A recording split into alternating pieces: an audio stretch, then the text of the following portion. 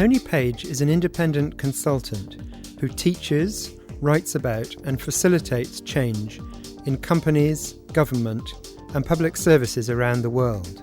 He works with the leaders of large organisations on subjects including strategy, leadership behaviour, culture and organisation development. Tony, how much do business people need to know before visiting a culture which is new to them?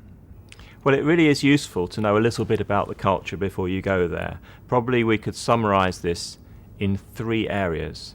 1, the language, knowing a few words that will help you when you get to the country. Number 2, about the business culture. And usually with the business culture, the company that's sending you there will give you some basic information about the use of business cards, about whether or not to shake hands, about the timing for meetings, whether to turn up on time or not, how important that is. And the third thing is about entertaining. If you're invited to someone's house, whether you bring a gift, what are the sort of topics of conversation to go towards, and which are the topics to avoid? How can we move beyond stereotypes when learning about new cultures? Well, moving beyond stereotypes I think is very important, because otherwise you aren't learning anything really. You're only going with your previous knowledge. So how do we move beyond stereotypes? It's a 2-stage process. The first stage is about building bridges, and it's about finding out what we have in common. Some examples of this would be to do with talking about food, talking about football, talking about fashion, talking about family. These are all areas where very quickly we find common ground.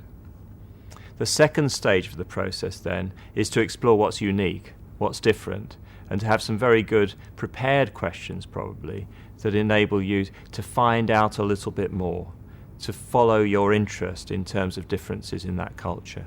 It may be in Brazil to ask people what they're really proud of, or to inquire into dance or festival or motor racing or whatever it is. By having this as a 2-stage process, you don't rush too quickly into the areas of difference. What tips would you give for dealing with cultural misunderstandings? Well, misunderstandings are bound to happen. That's part of the fun of travelling.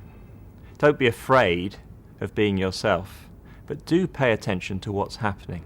For example, a colleague working in an Arab country did not know that at the end of the meeting, when his Arab host stood up, walked him to the lift, this was a very positive sign. A contract was about to be signed. The other example is in a Nordic country where I learned from experience at the end of a presentation, when I asked, "Are there any questions?" and there was silence, this was not a bad sign. Checking up afterwards, I was told, no, the presentation was fine, everything's clear, we have no questions. In summary, mistakes are bound to happen, misunderstandings, every one of them is an opportunity for you to learn.